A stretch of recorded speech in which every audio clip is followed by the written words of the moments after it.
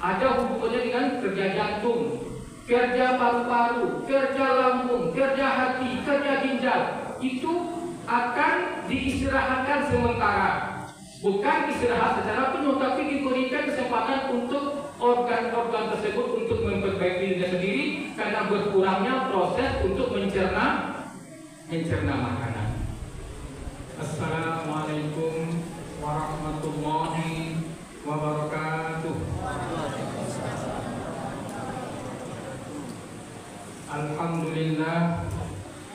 Alhamdulillahilladzi arsala rasulahu bil huda wa dinil haqq liyudhhirahu 'alad dini kullih wa kafa billahi shahida.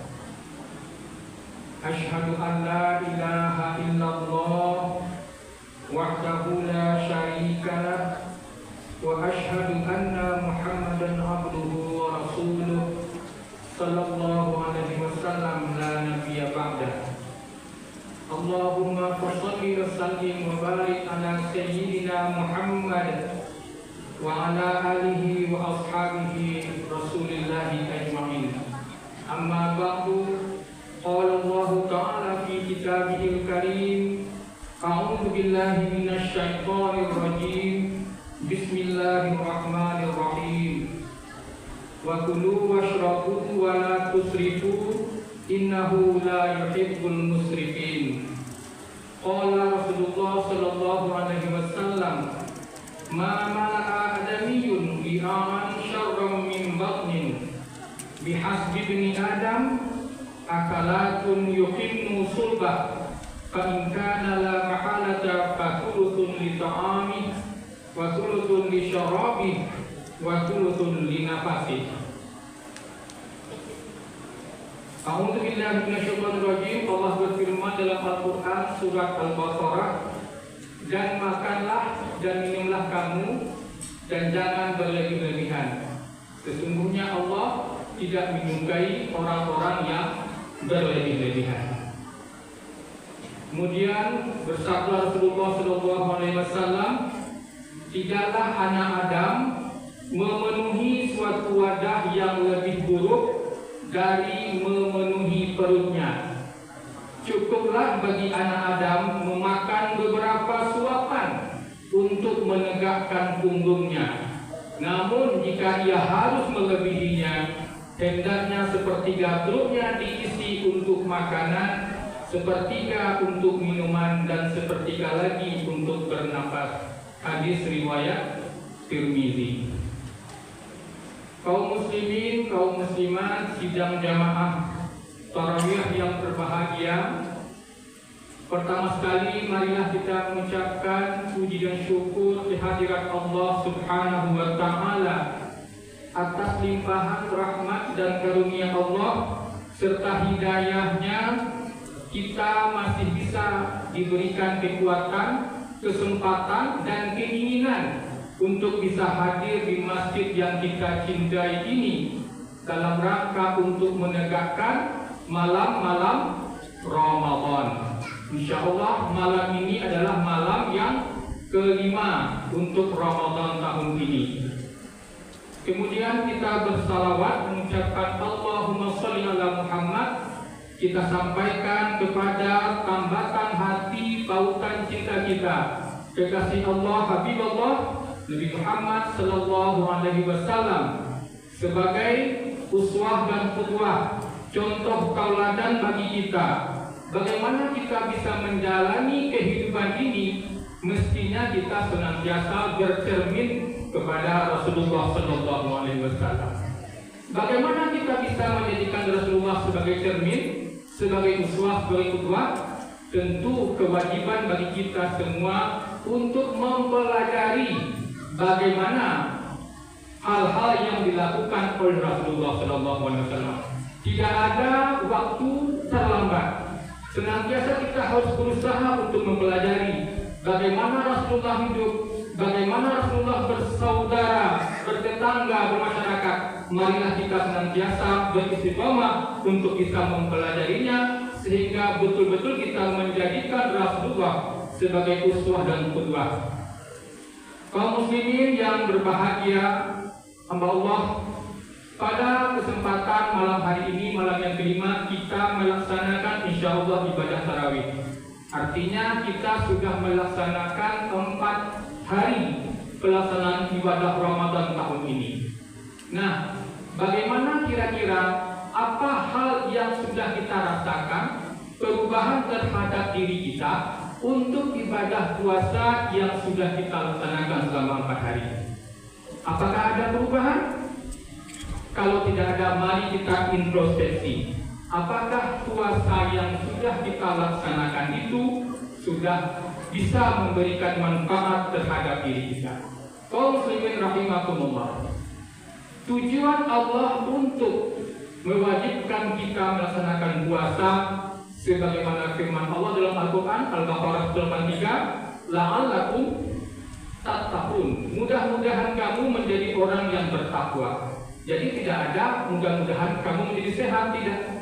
Jadi tujuan kita berpuasa itu adalah untuk melaksanakan perintah Allah, bagaimana kita bisa menjadi orang yang bertakwa. Tetapi kita pelajari bahwa ada hikmah dari pelaksanaan ibadah puasa tersebut, di mana akan bisa memberikan hikmah secara kesehatan kepada kita semua.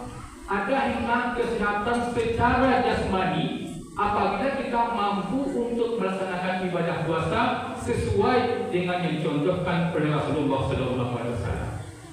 Kaum muslimin yang berbahagia, tadi dari hadis yang disampaikan di depan bahwa Rasulullah mengatakan bahwa sesungguhnya kebanyakan kita mengisi perut kita tersebut melebihi dari standar yang disabdakan oleh Rasulullah.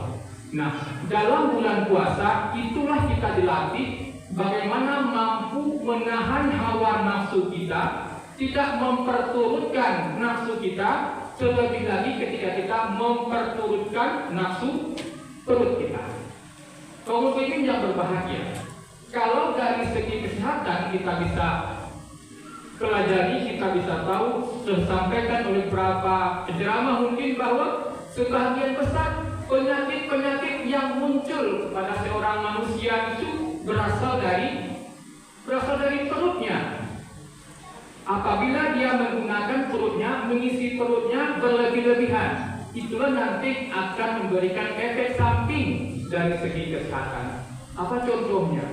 Sakit lambung misalnya, sakit gula, sakit jantung, semua penyakit itu pada dasarnya diakibatkan oleh menggunakan perut yang berlebihan.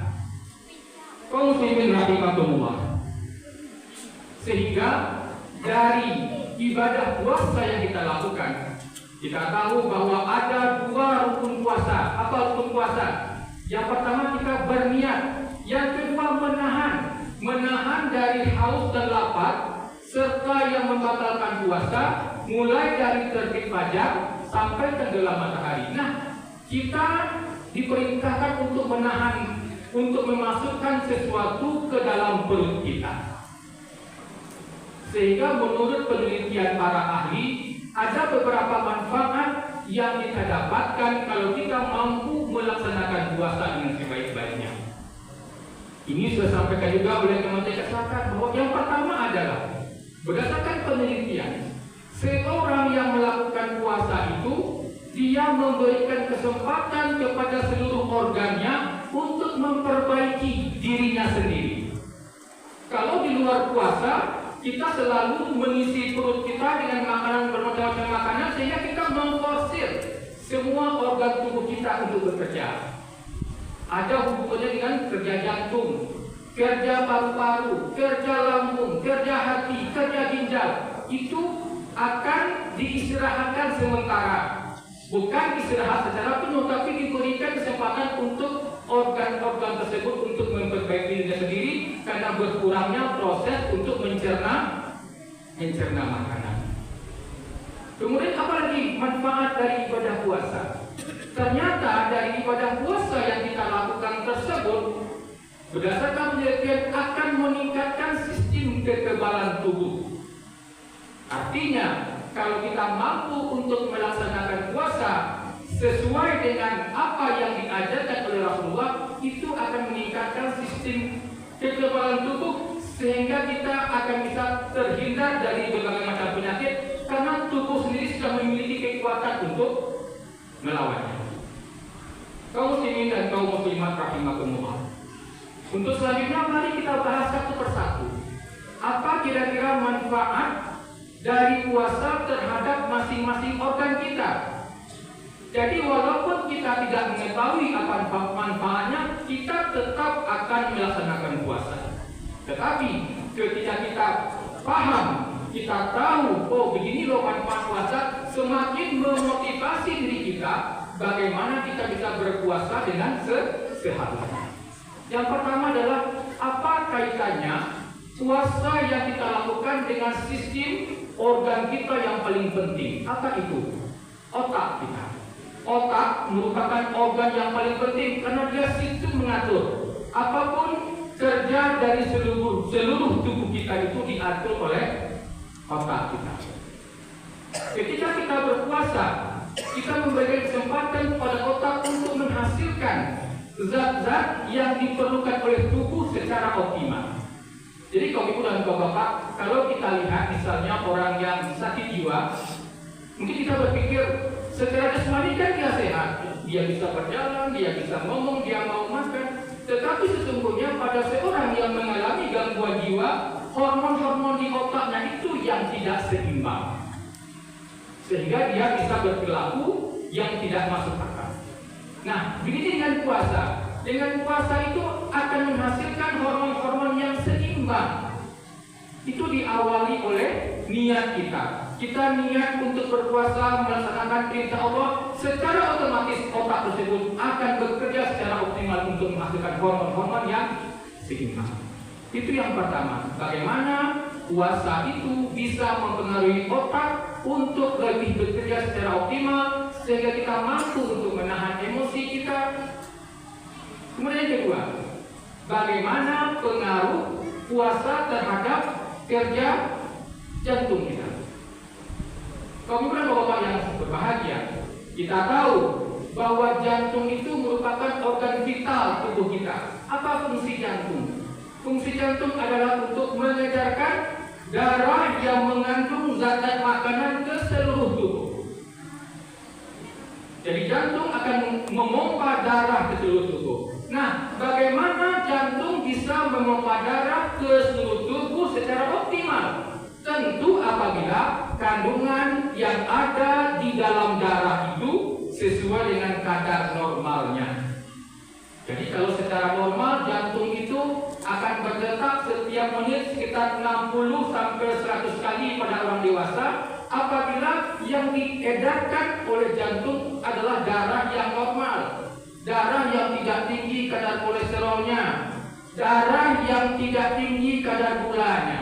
Nah, itulah yang terjadi ketika kita berpuasa.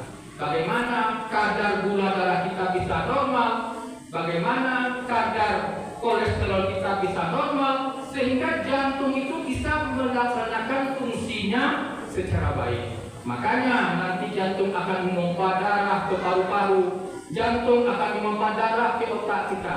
Tapi bagaimana kalau seandainya dalam pembuluh darah yang akan dipompa oleh jantung tersebut mengandung darah yang tidak normal? Mungkin darah yang tinggi kadar kolesterolnya, mungkin darah yang tinggi kadar gulanya, mungkin darah yang tinggi kadar asam uratnya. Maka nanti akan ada halangan dari jantung untuk memompakan darah sehingga bisa timbul nanti apa? Hipertensi. Ya kan, hipertensi nanti akan bisa berakibat mengganggu seluruh tubuh. Jadi kalau pada seorang penderita hipertensi, pasti aliran darah ke seluruh tubuhnya akan terganggu. Kalau ke otak terjadi gangguan peredaran darah atau menyebabkan terjadi yang namanya stroke. Dengan berpuasa kita mampu mengoptimalkan kerja jantung kita. Kemudian apa lagi? Bagaimana pengaruh puasa terhadap kerja paru-paru? Kaum muslimin yang berbahagia, paru-paru berfungsi untuk bagaimana ketika kita bernafas, kita menarik nafas, kita akan menghirup gas oksigen Kemudian nanti di paru-paru akan masuk ke dalam pembuluh darah dan akan beredar ke seluruh tubuh. Oksigen itu merupakan hal yang paling penting. Tidak bisa terjadi metabolisme namanya kerja dari otak jantung apabila kadar oksigennya tidak normal. Jadi paru-paru akan menghirup oksigen masuk ke pembuluh darah. Dan itu terjadi apabila saluran pernafasan mulai dari hidung kemudian sampai ke trakea, saluran nafas sampai ke paru-paru kalau dalam keadaan bersih, tidak terganggu. Dan itu yang kita rasakan selama berpuasa. Kita bisa menghirup udara yang bersih, kita menghirup udara yang segar. Karena polusi saat berpuasa pasti akan berkurang. Tidak ada rokok. Kita bangun pagi-pagi dengan kadar oksigen yang bagus, kita hirup udara yang bersih, sehingga kita mampu untuk membersihkan paru-paru kita dan paru-paru kita mampu untuk bekerja secara optimal. Tetapi apabila ada gangguan di saluran pernafasan, pasti kadar oksigen tidak optimal masuk ke tubuh kita. Apa penyebabnya? Mohon maaf, rokok itu merupakan salah satu yang paling mengganggu proses pernafasan. Bahkan Allah berfirman dalam Al-Quran, "Wala tulqu bi aydikum ila tahlukah." Dan janganlah kamu jatuhkan dirimu kepada kebinasaan. Kenapa dibilang orang merokok itu menjatuhkan dirinya kepada kebinasaan? Kita lihat saja di bungkus rokok, pasti ada peringatan bahwa rokok akan memberikan macam-macam penyakit. Dan yang lebih parahnya bahwa mohon dipahami oleh Bapak yang berbahagia, bahwa ketika kita merokok, kita tidak menjatuhkan diri kita kepada kebinasaan secara sendiri, tetapi juga kita melibatkan orang-orang lain yang ada di sekitar kita. Jadi sungguh berat kebinasaan yang ditimbulkan oleh orang-orang yang merokok, akan mengganggu proses oksigen masuk ke dalam tubuh kita, ke dalam darah kita, sehingga bisa digunakan oleh tubuh. Lama-lama, kalau seandainya banyak gangguan di pembuluh di saluran nafas, pasti itu akan menjadi gangguan pernafasan. Mungkin sekarang kita belum merasakan karena masih muda, tapi lama-lama kalau sudah semakin banyak polutan-polutan, zat-zat yang tidak berguna masuk ke paru-paru kita, pasti nanti akan berakibat penyakit yang menetap.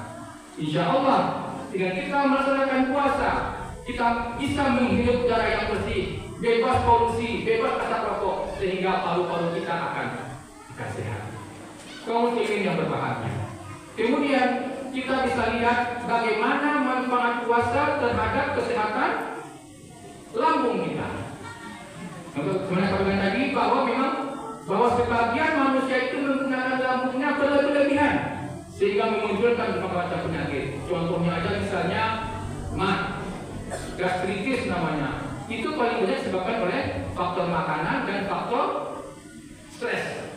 Ketika kita berpuasa, itulah yang kita manajemen dengan sebaik-baiknya. Kalau makanan tidak banyak kita masukkan, kemudian stres kita tekan, sehingga kita bisa hidup secara lebih sehat.